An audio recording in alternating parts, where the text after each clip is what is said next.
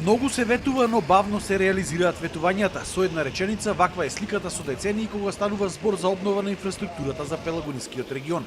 Уште во средината на 90-тите се ветуваше автопатско решение Битола Пилеп Скопје. Денес, 25 години после тоа, се уште се вози по катастрофално лошиот патен правец на преминот Плетвар, а не е изграден ниту експресниот пат Пилеп Градско, кој започна да се гради во 2016-та.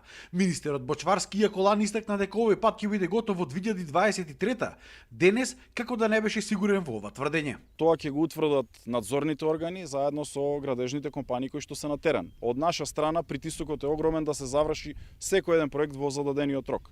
Доколку има одредени пролонгирања, тоа треба низ процедурите на системот да дојде до нас, да бидеме информирани заради одредени објективни или субјективни причини какви и да се во однос на изградбата на одредена делница, бидејќи при градбата се јавуваат секогаш состојби кои што не биле можеби предвидени при проектирањето. Бочварски денеска го посети Крушево, каде со средства од Министерството се рехабилитираше улицата Питугули и се изгради нов паркинг, но не е сигурно кога точно ќе се рехабилитираат патните правци Крушево-Кривогаштани и Крушево-Демирхисар, а кои исто така се во премногу лоша состојба, а се значајни за развојот на туризмот. Јас очекувам да јавното претпријатие за државни патишта во програмата за 23 година ги вметне овие патни правци.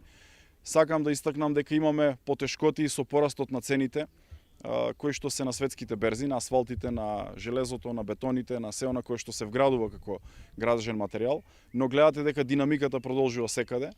Бочварски рече дека до есен ќе се очекува да се започне со рехабилитација на патот Битола Меджитлија, а годинава се очекувало да започнат и одредени активности околу изградба на автопатот Прилеп Битола.